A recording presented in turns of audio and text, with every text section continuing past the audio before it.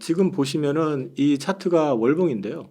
지금 이게 이틀 전에 이제 만든 거래 가지고 어저께 그저께 기준인데 보시면은 120개월 선에 지금 딱 다 있습니다. 월봉으로. 120개월이면 10년봉이거든요. 네. 이 10년봉 차트까지 왔다는 얘기는 아, 생각보다 굉장히 험하게 주가가 빠졌다라는 거를 이제 거꾸로 얘기를 해주고 있거든요. 보시면 그 앞에서 보시면은 요때가 지금 이제 코로나 때 보시면은 10년봉을 강하게 이제 깨가지고 박살이 났다가 이제 돌아섰죠. 이게 이제 월봉이기 때문에 120개월 선을 급하게 깼다가 그 다음에 두 달 만에 다시 복구가 됐었고, 그 다음에 또 요때 한번 22년도죠. 22년 하반기에 한번 또 긴축 얘기나 발작 나오면서 빠졌다가 이렇게 됐었죠. 그러면서 이제 와. 올라왔었는데 지금 또 여기로 왔거든요. 네. 근데 이 120개월 선이 보통 우리나라 PBR 선하고 거의 비슷하다고 보시면 돼요. 그래서 그 PBR 이게 비슷한 게 아니라 PBR 기준으로 한 0.8배 정도 될 겁니다. 이 정도가. 그래서 일단 지표상으로는 얼추 바닥권에 온 거는 맞습니다. 네. 근데 이제 이게 계속해 가지고 여기서 지금 일단 오늘 다시 반등을 줘서 그 120개월 선 위로 왔는데 이게 깨지더라도 급하게 회복을 시키면은 이제 반등을 좀 노릴 수 있는 구간에 진입했다라고도 볼 수도 있거든요. 근데 이제 그 부분에 대해서 한 가지 더 보게 되면은 이게 지금 연봉이죠. 연봉 역시 이제 아까 10년 차트로 보시면 이렇게 나오는데 이걸 10년 차트를 깼던 쪽을 보면 금융위기 때 그죠? 아주 특정한 상황이 아니면 엔간해서는 잘 안 깨지는 선이거든요. 그래서 네. 지금이 굉장히 좀 과매도되어 있는 측면은 분명히 있다. 그리고 이제 여기에 기여를 했던 거는 아까 우리나라의 자체 수급 이슈, 그다음에 미국의 국채의 어떤 불안정 이런 것들이 종합적으로 반영이 된 거다라는 측면에서 보면 거꾸로 이게 회복이 되려면은 그런 부분들이 좀 풀려야 되잖아요. 근데 지금 아직까지 키움 증권발 그 네. 반대 매매는 지속되고 있는 상황이거든요. 그러니까 그게 여전히 수급적으로 주가가 반등을 세게 못 주는 그런 측면이 있고 또 한 가지는 어저께 엔화가 이제 그 YCC 정책을 수정을 하지 않고 그냥 1% 그냥 넘어가도 그냥 오케이 하는 선에서 그냥 끝났지 그걸 상단을 1.5로 올릴 거를 기대했던 건 안 올렸단 말이에요. 그랬다 보니까 이제 엔화가 약세가 나오고 그럼 우리가 또 그러니까 원화가 덩달아서 약세가 나오면서 지금 오늘 1357원까지 다시 올라왔고 이런 환율의 부담 이런 것들 때문에 강하게 돌아설 타이밍에 지금 돌아서질 못하고 있는 측면도 분명히 있습니다. 그런데 아까 이제 국채에 대한 부분이 이제 언급을 드렸는데 지난달 같은 경우는 약 그 1조 1천억 정도 미국 국채가 발행이 됐고요. 이제 11월 달 예고돼 있는 그러니까 이번 달에 그러니까 11월에 예고돼 있는 거는 한 7천억대 후반, 7,800억 정도로 확 발행량이 줄거든요. 네. 근데 이게 아마 오늘 밤 내일 새벽쯤 아마 나올 건데 그게 이제 그 미국 국채는 보면은 1년물, 3년물, 5년물, 10년물, 30년물 이렇게 있잖아요. 이제 발행 계획이나 이런 걸 좀 봐야 되거든요. 만약에 이제 장기채 발행 물량이 좀 줄어든다든지 그럴 경우에는 미국 국채 수익률도 11월 달에는 좀 반등. 그러니까 이제 그 수익률이 올라가는 게 아니라 하락하는. 그러니까 채권 가격이 올라가는 그런 그림이 나올 수가 있거든요. 네. 그러면 그 그림이 나와주고 그 다음에 이제 키움증권발 관련해 가지고 이걸 풀어줄 수 있는 가장 쉬운 방법은 있기는 있습니다. 요즘 얘기가 되고 있는 한시적 공매도 중단. 이게 근데 사실은 지금 우리가 수급이 약한 상황에서는 이런 구조 지금 뭐 반대매매 나오는 거 알고 다른 거 여타 반대매매 나오는 거 알고 있기 때문에 기본적으로 공매도를 하려고 하는 사람들은 지금 참 좋은 시기거든요. 네. 그런데 그거를 막아버리게 되면 거꾸로 숏 커버가 들어올 수도 있고 그다음에 공매도를 더 이상 못 치게 했을 땐 추가 급매물이 안 나오잖아요. 그러면 거기에 대한 기대 매수도 좀 들어올 수 있는 측면이 있어요. 그게 하나 있고 그다음에 키움증권 그 부분이 빨리 끝나줘야 된다 어쨌든. 그렇게 되면 주가는 좀 리바운딩이 나올 수 있지 않겠느냐라고 보고 있고 오늘 수출 데이터 나온 거 11월 달 거 그 나온 걸 보면 5% 정도 증가한 걸로 나오거든요. 네. 그 실제로 이제 아마 무역 수지도 흑자가 불황형 흑자라고 계속 얘기했던 게 11월, 12월 가면서부터는 이제 YOY로 플러스가 나면서 올라가는 그림이 나오기 때문에 펀더멘탈 자체도 글로벌한 리스크만 없으면 추가적으로 반등이 나올 수 있는 자리다. 그래서 11월 달은 조심스럽긴 하지만 지금 반등을 할 수 있는 여러 가지 지표상으로 여건은 좀 만들어져 있는 상황이다. 이렇게 좀 보고 있습니다. 거의 그래도 바닥권에 왔다. 어느 정도는. 네네네. 물론 또 떨어질 수는 있지만. 저는 이게 이제 상승을 위한 반등이 아니고요. 말 그대로 반등이다. 그리고 재차 저는 내년 연초 시황을 아직까지 확정은 안 졌지만 살짝 좀 연초가 별로 좋지 않을 것 같다는 생각을 하고 있기 때문에 이번에 이제 반등이다라고 저는 일단 보고 있습니다. 네. 혹시 미국 증시도 한번 볼 수 있을까요? 미국 증시도 이제 마찬가지로 미국 국채 수익률 때문에 일단 부작용이 왔었는데 방금 말씀드린 것처럼 11월 발행 물량이 좀 한 3천억 달러 가까이 줄고요. 그 다음에 지금 중동 분쟁 관련해 가지고 그 이스라엘하고 하마스 분쟁이 있는데 지금 보시면은 유가가 안 올라요. 네. 근데 유가가 왜 안 오르느냐 보면은 일단 경기 침체 후퇴에 대한 우려감이 있는 데다가 이란이 지금 뭐 헤즈볼라라든지 이런 쪽에다 지원은 해주지만 직접 개입을 못 하고 있죠. 네. 그리고 미국도 확전을 못하게 하려고 지금 항공모함을 세 대인가가 지금 거기 급파가 돼 있는 상태거든요. 그래서 그리고 이란 내부적으로도 이 사실 좀 시끄러웠잖아요. 그 히잡 안 쓴 여인 그 죽은 것 때문에 지금 시위도 좀 있고 거기다가 경제 제재를 좀 많이 받았었기 때문에 여기서 추가적으로 만약에 제재를 받아가지고 또 그렇게 된다 그럴 때는 이란 국민들도 쉽게 받아들이지는 어려울 거다. 그래서 확정 가능성이 제한적이라고 하면 유가도 좀 어느 정도 안정이 되고 이런 그림이 좀 나와준다고 그러면은 여태까지 좀 시장을 눌렀었던 부작용들이 조금 풀어지는 그림이 나올 수 있고 내일 새벽에 오늘 밤인가 내일 새벽에 이제 FOMC 금리 결정 나잖아요. 네. 뭐 동결은 다 예고를 하고 있는데 그 다음에 기자회견을 통해 가지고 이제 향후 전망에 대해서 어떻게 할 것이냐 당연히 좀 세게 얘기할 겁니다. 아직도 금리 추가 올릴 수 있다 이런 얘기도 할 거라고 좀 보거든요. 네. 우리 더 이상 안 올릴 거야라고 하는 순간 시장의 관심은 그럼 언제 내릴 건데 이렇게 될 거거든요. 그러면서 주가가 이제 생각보다 세게 튀면 또 연준 입장에서는 또 인플레에 대한 부담을 갖고 있기 때문에 아주 좋게는 얘기하지 않을 건데 9월 FOMC 이후에 발언했던 수위 이상만 안 나오면 악재는 아닐 거다.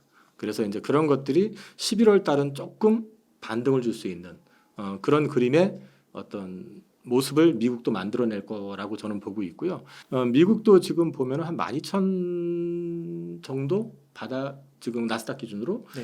그리고 저기 S&P 500 기준으로 봤을 때도 얼추 지금 바닥권에서 크게 멀지는 않아요. 그래서 이제 그 추가 하락의 어떤 폭은 좀 제한될 가능성이 있다고 좀 보고 있고요. 어쨌든 전 11월 달은 미국도 역시 마찬가지로 반등을 좀 시도할 가능성은 있다. 다만 지금은 이전과는 다른 거는 이전에는 예를 들어서 성장주들이 리레이팅 구간 그러니까 전기차 배터리 좋아 뭐 AI 반도체 좋으니까 펄을 뭐 50배 줘도 괜찮고 100배 줘도 괜찮아 이런 식의 분위기였다면 지금은 경기가 정점에서 좀 후퇴하는 느낌이 보이는 데다가 실적에 전망치가 좀 낮아지다 보니까 그러면은 우리가 기대했던 것보다 좀 낮아질 수 있겠네라고 생각하기 때문에 디레이팅 구간이기 때문에 이번 장은 반등은 나와도 말 그대로 반등일 가능성이 높다라고 일단 말씀드리고 싶습니다. 네.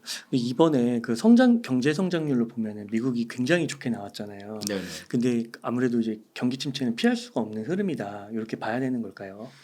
경제 성장률에서 내용을 보면은 상당 부분이 소비 쪽에서 나왔잖아요. 네. 그러면 소비와 관련된 지표들을 조금 보면은 이 미국 가계의 가처분 소득하고 실제 이제 지출 내역을 이제 보시면은 이게 이제 이 색깔로 그 초록색이 지금 실질 가처분 소득이라고 해요. 녹색으로 되어 있는 게 보시면은 실제 소비 지출보다 가처분 소득이 밑에 있죠. 급격하게 주네요. 지금 상황이 보시면은 가계 저축률 보십시오. 네. 줄고 있죠. 네. 그러니까 소비가 그전에는 그 보조금을 받고 정부 지원금을 받아가지고 돈이 은행 잔고가 빵빵하게 있는 상태에서 소비를 했었잖아요. 네. 그 쓰고 있는 비용들이 이제 계속 나가다 보니까 잔고가 줄기 시작했다는 얘기고요. 그 다음에 이게 크레딧 카드 관련해가지고 사용 빈도 올라가는 걸 보시면요. 지금 최고 레벨까지 올라가 있는 거죠. 카드를 많이 사용한다는 건 현금보다 카드를 많이 쓰기 시작하고 있다는 얘기가 있고 그 다음에 여기를 덧붙여서 보면은 미국의 이거는 지금 8월 소비자 신용 관련된 건데 컨슈머 크레딧을 보면은 156억 달러 감소로 나오는데요. 근데 보면은 학자금 대출하고 오토론이 포함된 난 리볼빙 신용은 303억 달러가 감소했는데 총액은 156억 달러 감소했잖아요. 근데 나머지는 보면 신용카드를 포함하는 리볼빙 신용이 147억 달러가 증가한 거거든요. 리볼빙이라고 하는 거는 일부만 상환하고 넘기는 거잖아요. 그 얘기는 돈이 신용을 하고 있는데 많이 줄어가지고 여력이 많이 줄고 있다. 그래서 소비가 4.9%를 견인하는데 상당 부분을 차지했는데 이 소비의 질이 안 좋아지고 있다. 두 번째는 재고 스탁을 한 게 이제 재고를 갖다 축적을 한 게 한 1% 이상 반영을 또 했거든요. 네. 그래서 이거 역시도 사실 실제로 소비의 질이 안 좋아지는데 재고가 늘고 있다는 얘기는 경제 성장이 재고는 계속 무한으로 확장할 수는 없잖아요. 그죠? 그런 논리를 보게 되면은 조금 미국도 이제 그 소비에 대한 부분들이 조금 정체될 가능성이 있지 않느냐. 그러면 경제 성장률도 3분기가 피크일 가능성이 높고 그 이후로부터는 좀 다운이 될 가능성이 높다라고 지금 보고 있는 것 같습니다. 아 그렇군요. 그러면은 이사님 그 현재 시점 같은 경우에서 총체적으로 좀 정리를 해볼 때 주식과 현금 비중을 좀 어느 정도로 가져가면 좋을까요? 제가 주식과 현금 비중 관련해 가지고는 사실 이제 이론적인 거는 뭐 없어요. 정답이. 그 사람의 취향, 성향의 투자 성향에 따라서 다른 건데 지금도 현금을 넘어서 가지고 그 레버리지 대출 뭐 있는 대로 쓰시는 분들도 있으시고 그런데 이제 저 같은 경우는 지금 제가 이제 방송에서도 가끔 말씀드리는데 제가 트레이딩을 하거나 종목을 픽해 가지고 들어갔는데 제가 잘해서가 아니라요. 확률적으로 이제 매수를 했는데 수익이 나는 게 훨씬 많을 때가 있고 매수를 하는데 하는 족족 손해를 볼 때가 있어요. 네. 제가 잘해서도 아니고 못해서도 아니고 그건 시장 영향일 가능성이 높거든요. 네. 그러면 보통 제가 손실을 보기 시작하면은 저는 기계적으로 현금 비중을 늘리기 시작해요. 네. 5번을 했는데 그 전에는 세 번, 네 번, 5번이 맞았는데 해보니까 2번, 1번 이렇게밖에 안 되네 싶으면은 내가 실력이 떨어진 게 아니라 시장에 뭔가 변화가 있구나라는 거를 감지한다는 거죠. 그래서 이제 현금을 좀 늘리고 있는데 저는 지금 현재는 여기 적어놓기는 고객 자산의 지금 30% 이상이 현금으로 하고 있는데 이거보다 더 많아요, 사실은요. 근데 이제 현금 비중을 좀 많이 늘려놓은 상태에서 적극적으로 아직은 대응을 못 하고 있는데 저는 아까도 말씀드렸지만은 지금 장이 다시 바닥을 찍고 추가 대세 상승을 위한 또는 큰 상승을 위해서 가는 게 아니라 반등장이라고 이제 말씀을 드렸잖아요. 제가 보는 관점에선. 그래서 반등이 나오면 현금을 조금 더 늘릴 생각 현재는 갖고 있고요. 현금이 좀 부족하신 분들 같은 경우는 어쨌든 연말에 반등장이 나오면 그 반등장을 이용을 해서 현금을 조금 더 늘린다. 그러니까 없으신 분들 같은 경우는 특히 좀 가지고 계셔야 될 것 같다는 게 개인적인 생각이고 현금 관련해 가지고 보면은 내가 주식을 하러 왔는데 현금을 왜 갖고 있어라고 생각하시는 분들이 많아요. 현금 갖고 있으면 손해다라고. 그러니까 현금을 갖고 있는 거를 못 참아 하시는 분들이 되게 많거든요. 근데 아셔야 되는 게 포트폴리오상 현금도 자산이에요. 현금도 자산이에요. 장 빠질 때는 현금은 원금은 지켜요. 네. 최소한. 네. 그죠? 장이 오를 때는 물론 전체가 올라가는데 현금은 원금이니까 재미없네 이럴 수 있겠지만 거꾸로 저는 그래서 인버스 투자를 잘 안 해요. 장이 불안하면 그냥 현금을 갖고 있거든요. 현금도 자산이라는 걸 알고 계셔야 되고요. 그다음에 본인의 투자 성향을 좀 알고 계실 필요가 있어요. 그래서 되게 투기적이다, 내가 못 찾는 성격이다 하면은 그 부분에 있어서 난 100% 주식 아니면 아니야라고 하면 어떻게 말릴 방법은 없는데요. 그런데 시장이 편안할 때 주식도 크게 늘려야지 불편할 때 주식을 너무 크게 늘리시면 나중에 그거를 회복하는 데는 그만큼 더 오래 걸린다.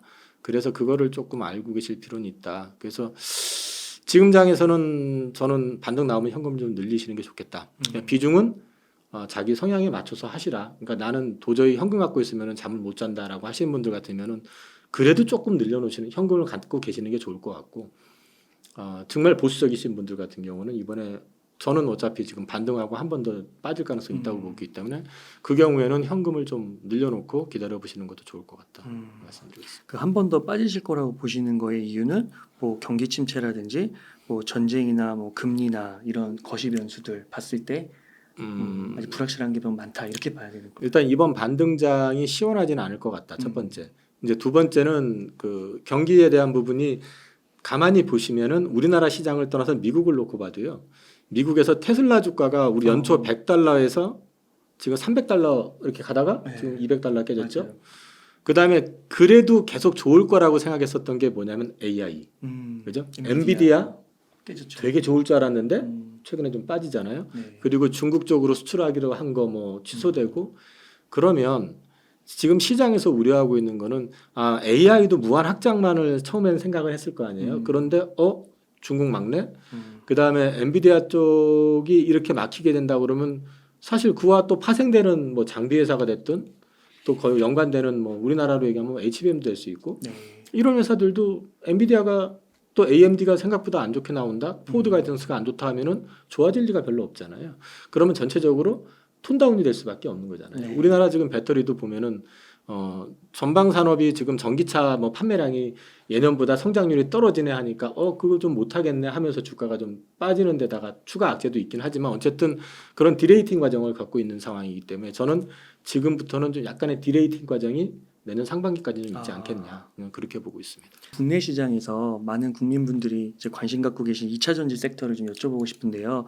테슬라 얘기도 해주셨고 그 테슬라가 못 가니까 2차 전지도 못 간다 이런 얘기도 있는데 요즘 2차 전지 시장 보시면서 어떤 생각을 하시고 계신가요? 2차 전지는 첫 번째는 수급이 좀 꼬인 측면이 있고요. 네. 그 다음에 이제 그 업황이 네.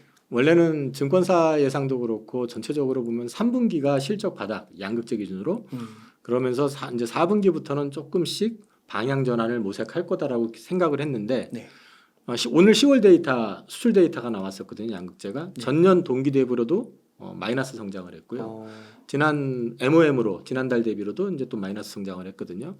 이렇게 되면은 그리고 또 증권사 전망도 그렇고 지금 GM이나 포드나 뭐 테슬라나 이런 쪽에서 내년도 성장의 전망을 약간 안 좋게 가이던스를 낮췄어요. 네. 그러니까 성장을 못한다가 아니라 올해보다는 확실히 톤다운을 좀 시켜가지고 지금 보고 있는 그런 그림이고요. 네. 그다음에 무엇보다도 양극재의 어떤 실적이 악화됐던 가장 큰 원인은 결국 리튬 가격, 소재 가격이거든요. 근데 소재 가격이 지금 아직까지 반등을 좀 못하고 있는 상태. 그런 상태들이 지금 겹쳐 있는 상태다 보니까 2차 전지 주식들이 눌린 데다가 한 번 더 눌리고 뭐 이런 게 이제 실적이 3분기 바닥이고 4분기 내년 1분기 되면서 돌아설 거라고 기대했는데 최근에 나온 걸 보니까 이거 좀 늘어지겠는데 근데 팔게 되는 거죠. 그 다음에 지금 주가가 고점 대비로 상당히 빠졌잖아요. 그러면 이제 2차 전지 투자를 하시는데 정상적으로 현금으로만 하신 분들이 아니라 이제 대출을 그렇죠. 끼고 레버리지를 하신 분들 같은 경우는 비싸게 사신 분들은 지금 반토막이 더 난 상태잖아요. 네, 맞아요. 그럼 그분들은 잔고가 담보 비율이라는 또 문제가 생길 수 있잖아요. 이제 이런 것들이 꼬이는 거죠 지금 상황이. 네. 그러니까 그렇지 않아도 힘든데 이런 저런 것들이 계속 꼬이다 보니까 어려워지는 거지. 근데 사실 그 내용을 이렇게 보시면은 네. GM이나 LG엔솔이나 그 퓨처엠 이런 쪽의 어떤 컨퍼런스 콜 내용을 종합해서 보면 큰 그림에서는 변화는 없어요. 그래요. 자, 작년에 미국 전기차 성장률 69%, 현재 올해는 한 59%, 10% 빠졌거든요. 역성장한 거 아니에요? 50%도 되게 그렇죠. 크게 성장한 거죠. 그렇죠. 근데 왜 기대치만 못하느냐? 그게 이제 보시면 GM이나 포드나 이런 데서 스텔란티스나 이런 데서 연초 가이던스를 제공할 때 우리가 이만큼 팔아야지만이 벌금을 덜 낸다라는 제도가 있어요. 네. 그게 연비 규제라는 게 있거든요. 미국뿐만 아니라 유로존에서도 하거든요. 지금은 내연 자동차를 파는 회사들이 내연 자동차만 팔아서 되는 게 아니고요. 일정 비율 이상 전기차를 팔아야 돼요. 그래서 일정 연비를 갖다 맞추지 못하면 거기에 따른 페널티를 물게 돼 있어요. 그거와 관련된 거를 제가 정리한 게 있는데요. 기업 연비 규제라고 그래가지고 미국 환경보호청이 그 승용차하고 소형 트럭 탄소 배출 기준을 엄격하게 적용하기 위해서 1년간 생산하는 자동차의 연비를 전부 측정을 해가지고 평균 연비가 규제 연비 기준을 충족 못하면 0.1마일당 150달러의 과징금을 부과하는데 스텔란티스하고 GM 두 회사가 올해 물었던 게 4,760억 원을 벌금을 물었어요. 못 채웠네요. 네, 못 채워서. 근데 네. 저게 문제는 뭐냐면 앞으로도 계속해서 물 가능성이 높아요. 그러니까 저쪽에서는 길을 쓰고 전기차에 대해서 가이던스를 제시할 때 벌금을 낼 생각을 하고 가이던스를 제시하는 거 아니잖아요. 자기네들이 차를 팔면은 예를 들어서 차를 5천만 대를 판다. 5천만 대 넘어가니까 1,000만 대를 판다 하면은 1,000만 대를 팔게 됐을 때 전기차를 얼마 이상 팔아야지 세금을 안 물 거 아니에요, 벌금을. 그러면 처음에 제시할 때는 전기차 우리 이만큼 팔 거야라고 제시를 하겠죠. 네. 우리 요만큼 팔고 벌금은 이만큼 낼 거야는 안 할 거 아닙니까? 이제 그런 부분들이 좀 반영이 된 거죠. 그래서 이제 실제로는 이제 성장은 지속되고 있다. 다만 이제 시장에 이렇게 제시했고 제시했고 이게 좀 어떻게 보면 시장에다가 어필했었던 그 내용보다는 조금 성장률이 주니까 전기차 다 된 거 아니야? 이제 그런 우려를 하고 있는 거죠. 그건 아니라는 거죠. 그건 아니죠. 이게 지금 제가 모 증권사에서 나온 자료를 가지고 지금 갖고 온 건데요. 자, 2023년 연간 판매량 전망이거든요. 근데 보시면 1,430만 대에서 1,377만 대로 줄였잖아요. 줄어들었네요. 근데 1,411만 대로 다시 수정을 했거든요. 네, 얼마 차이 안 나는데요? 네, 근데 내년 거를 보자 이거죠. 네. 내년도 거는 얼마라고 적혀 있습니까? 1,800만 대. 그러니까 주는 게 아니에요. 안 팔리는 게 아니에요. 그러니까 늘어나긴 늘어나요. 근데 시장에서 그 전기차 회사들이 우리 이만큼 올해 팔 겁니다라고 제시했었던 거 있잖아요. 그거를 실제로 못 맞추니까 생각보다 안 팔리네 이렇게 되는 거죠 지금 상황이. 네. 거기에다가 좀 이쪽에 2차 전지 노이즈가 가장 컸었던 게 뭐냐면 또 하나가 트럼프 대통령 후보가 네. 후보도 아니죠 아직은. 근데 이제 공화당에서 이 사람이 다시 출마하면은 뭐 그런 말을 했대잖아요. IRA 폐지해버리고 맞아요. 뭐 네. 그런다고. 되돌리는 거죠. 예. 근데 이 부분에 대해서 이제 과거 트럼프 대통령 집권 시절에 그 환경 관련 규제 이런 거 철폐하고 협약 탈퇴하고 그다음에 뭐 오일 생산 같은 거를 장려하고 막 그랬었던 적이 있어요. 네. 그런데 이제 보셔야 되는 게 이번에는 쉽지 않을 거라고 말씀을 드릴 수 있는 거는 일단 법제화됐고 상하원을 다 통과해야 되고 하원은 어찌어찌 통과할지 모르지만 상원이 민주당이죠.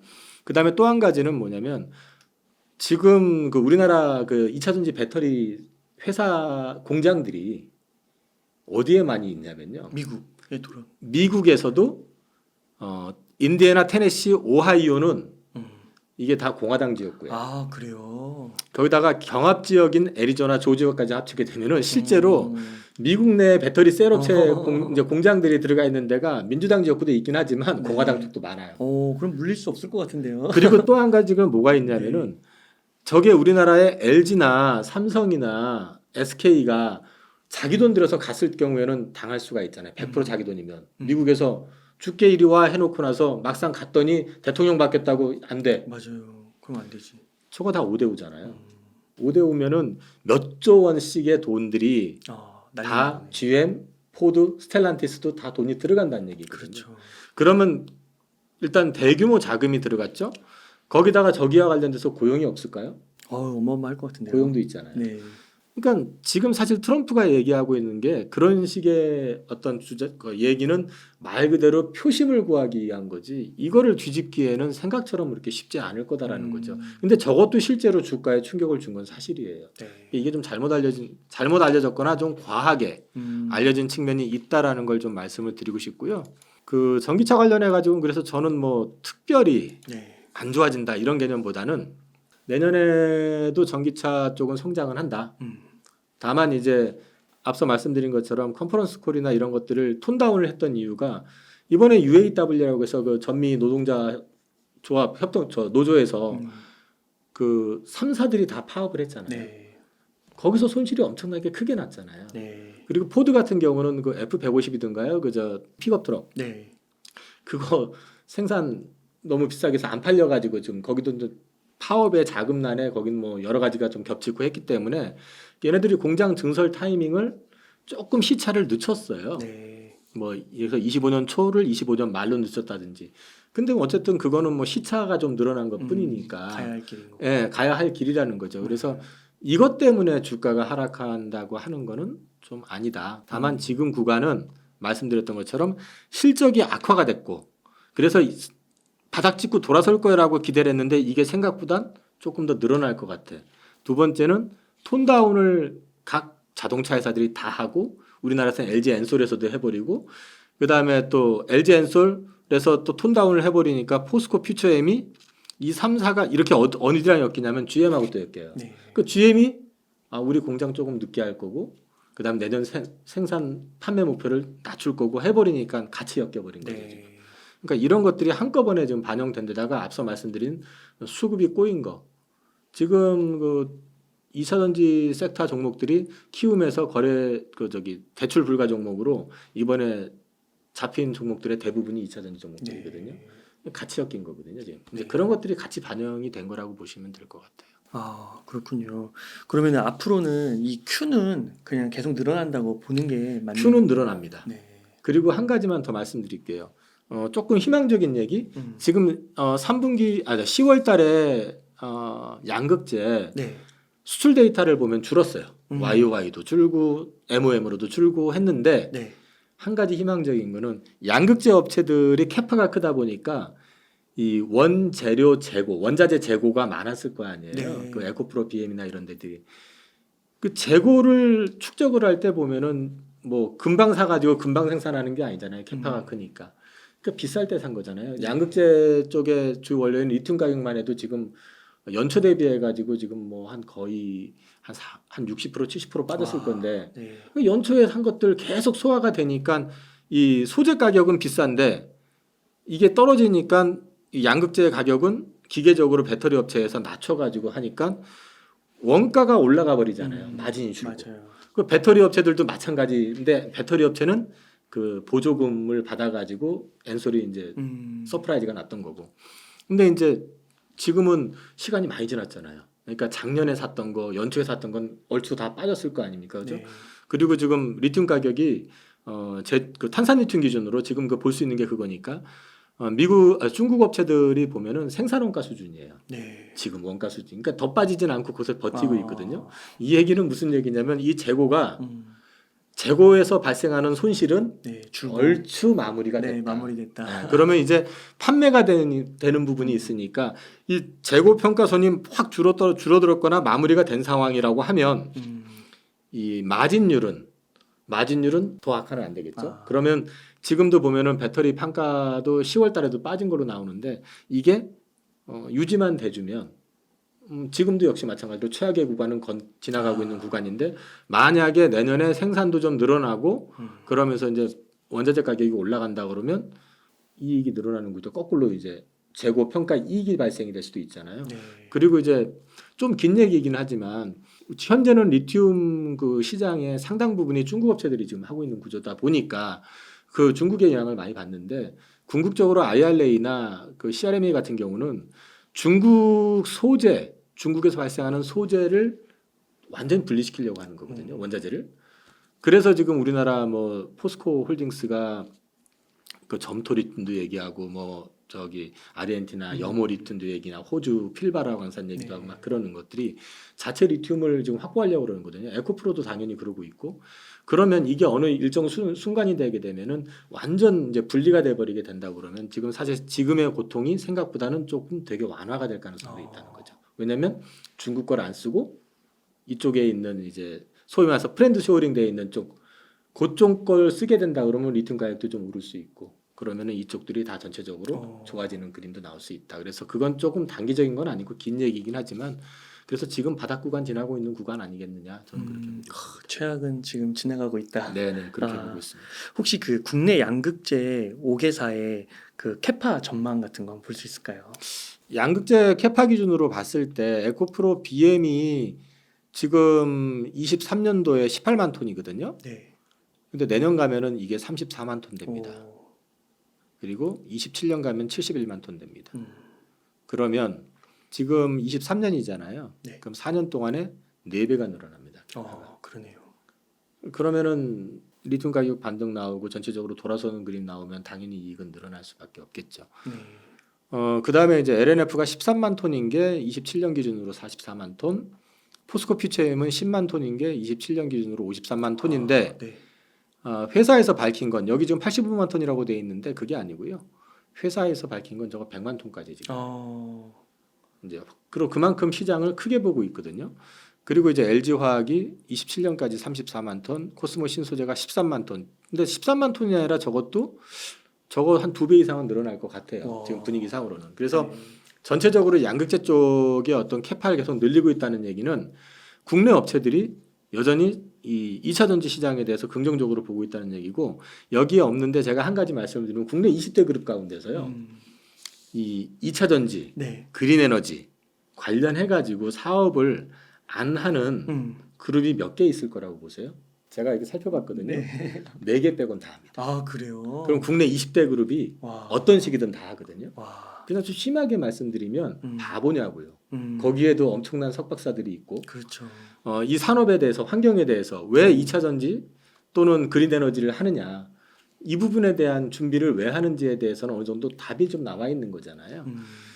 그런 맥락에서 봤을 때 저는 2차 전지가 그렇게 뭐 이제 끝났어. 진짜 음. 조심해야 돼. 이거 아니다라고 말씀드리고 있고 그 다음에 또 한 가지는 2차전지 하면 자동차만 생각하잖아요.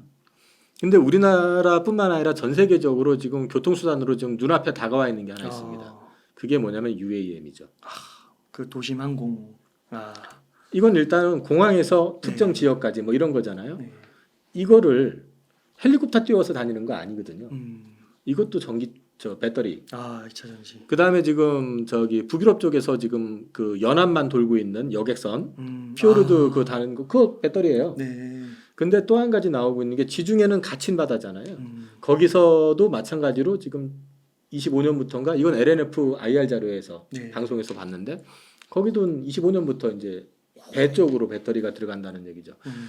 배터리는 앞으로 실생활에서 그것뿐만 아니라 그 로봇들 있잖아요. 로봇. 요즘 보면 뭐 개가 무슨 뭐 경비도 쓰고 뭐 별거 다 하잖아요. 네. 그거는 뭘로 돌아갑니까? 다 배터리군요. 다 배터리입니다. 그래서 이제 배터리 시장을 너무 단순하게 보시면 안 되고 또 하나 이 그린 에너지 쪽에 들어가는 것들 네. ESS라고 하는 에너지 저장 장치 있잖아요. 네. 그것도 배터리예요. 그게 뭐 NCM이든 LNF가 됐든가, NCM이든 LFP가 됐든가. 그 시장들 자체가 지금 이미 다 배터리들이 들어갈 수 있는 환경이 굉장히 많이 깔려져 있는 상태거든요. 네. 그런데 이 배터리를 엄청 큰 시장 내에서 이 양극재를 제대로 생산을 해내고 원하는 스펙을 맞춰줄 수 있는 회사가 중국을 제외하고는 글로벌하게 몇 개 없어요. 그렇기 때문에 우리나라 양극재 업체들을 다들 주목하고 있는 겁니다. 그러시군요. 그러면요, 이사님, 그 원자재 중장기적으로 봤을 때 원자재에서도 저희가 올라갈 수 있고, 그 다음에 뭐 양극재나 이런 배터리의 수요도 많이 늘어날 거고, 그러면은 이제 우리나라의 좀 어떻게 보면 2차 전지 섹터의 대장이라고 할 수 있는 뭐 포스코나 뭐 이런 쪽 포스코 그룹 같은 뭐 것들은 원자재 쪽도 좋으니까 앞으로도 지금 주가는 많이 떨어졌지만 앞으로는 좀 긍정적으로 볼 수 있다 이렇게 말할 수 있을까요? 저는 포스코 그룹에 대해서 이제 말씀을 드리면요. 네. 포스코 그룹은 우리가 다 알다시피 이제 회사가 70년대 그 포항에 제철소를 세워놓고 나서요. 이게 2차 성장을 했던 거는 80년대 초반에 광양에 제철소를 세우면서 이익이 1기 대비해서 22배가 늘어났었어요. 근데 이게 철강이잖아요. 네. 그러니까 돈은 잘 벌어요. 지금도. 그 영업이익 기준으로는 한 5조 원을 버는데 네. 문제는 주당 순자산 가치가 67만 원인데 지금 요즘 이제 주가 빠져가지고 이제 40만 원 와 있잖아요. 네. 왜 그렇게 하냐면은 철강 산업의 문제는 뭐냐면 돈은 고만고만하게 버는데 그 다음에 아무나 함부로 못 들어오죠. 그 용광로 아무나 만들 수 있는 것도 아니고. 근데 성장에서는 좀 이렇게 한계가 있는 산업이다. 그런데 이쪽을 이제 2차 전지 쪽으로 이제 밸류 체인을 갖추기 시작한 거잖아요. 그러면 이 전통 산업에서 성장 엔진을 갖다 붙일 경우에요. 주가들이 보통 생각보다 되게 많이 올랐었어요. 그래요. 지금 주가 오르고 내리는 걸 말씀드리는 게 아니고요. 90년대 하면은 우리가 지금 대한민국 최고의 기업은 삼성전자라고 보잖아요. 네. 삼성전자 같은 경우 90년대 초반만 해도 D램 쪽 손해였었어요. 근데 D램이 폭발을 했잖아요. 네. 특히 IT 버블 이용해 가지고 D램 산업이 크게 성장을 했거든요. 일본 기업이 망하고 네. 삼성전자 주가가 물론 IMF 여파도 있었지만은 제가 기억하고 있기로는 그게 32,000원 밑으로 떨어졌었거든요. IMF 때. 근데 그게 2020년 넘어갈 때 그게 제가 알고 있기로는 38만 원이 넘어갔었어요. 지금 그때는 액면가 5,000원이었거든요. 지금 액면가 100원인데 지금 오늘 아마 68,500원 곱하기 50 하면 나오잖아요. 네. 그러면은 얼추 뭐 350만 원 돈 아닙니까? 그죠? 네. 이렇게 성장을 했었던 거는 전통의 그 가전 위주로만 이익을 보다가 반도체 쪽이 성장하고 그다음에 그때 휴대폰, 스마트폰 말고 그때는 이제 그 일반 휴대폰 그쪽 시장이 확 올라오면서 크게 성장했던 거거든요. 그런 궤적을 포스코도 밟을 가능성이 있다고 저는 봐요. 그것만 있는 게 아니고요.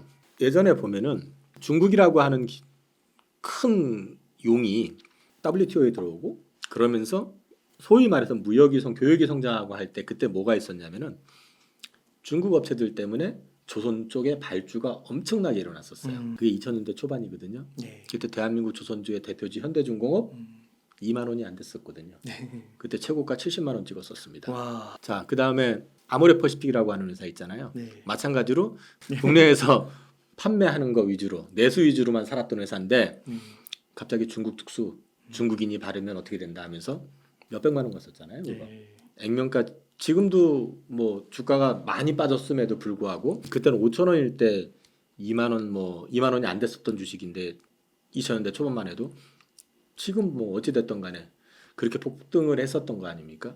FNF라고 하는 회사 옷도 마찬가지로 중국에다가 MLB 브랜드니 뭐니 이런 거 나가면서 주가 제가 그 회사 투자했었던 사람이니까 10,000원대 샀었거든요. 15,000원에. 네. 3만 원 넘어서 가지고 되게 좋아했었거든요. 그거 몇십만 원 갔었어요. 와. 그러니까 무슨 말씀을 드리냐면 네. 그건 성장 엔진이라는 게 같은 사업을 해도 시장을 하나 뚫어낸 거였잖아요. 그거는 또 삼성 같은 경우는 새로운 아이템을 가지고 그게 폭발을 하면서 밸류가 올라갔던 거잖아요. 그런 식으로 그 주가들이 한 단계 올라가는 건 성장 엔진이 뭔가가 장착이 되면 요즘 라면 보세요. 한국인만 먹던 라면들이 뭐 불닭볶음면 뭐 해가지고 삼양식품 같은 경우도 맞아요. 글로벌화됐죠. 네 농심 보십시오. 네, 농심도. 오리온 초코파이도 마찬가지잖아요. 네. 같은 제품을 새로운 마켓을 뚫어내면서 폭등했던 것처럼 이게 그렇게 100% 된다는 건 아니에요. 사업이라는 건 뭐 100% 성공한다는 건 아니니까. 근데 2차 전지 산업이 아까 말씀드렸던 2차 전지의 어떤 확장성이라든지 그다음에 요즘 환경 문제 심각하잖아요. 그 기상이변 뭐 얼마 전에 저 살고 있던 데도 막 갑자기 이따만한 우박이 떨어져가지고 난리가 났었는데 그런 식으로 환경의 어떤 기상이변이 심한 이런 구조는 결국은 탄소 배출을 줄이는 쪽으로 갈 수밖에 없는 구조라는 거. 그럼 그런 큰 그림을 놓고 봤을 때 포스코 그룹 같은 경우는 일단 현금이 많아요. 네. 자산도 많고. 그러니까 자기 돈으로 사업을 늘려가면서 키울 수 있는 여력이 있고 그다음에 어떤 불황이 됐던 어떤 환경의 어려움이 있으면 견딜 수 있는 체력이 있으니까 포스코 그룹은 저는 뭐 좋게 봅니다.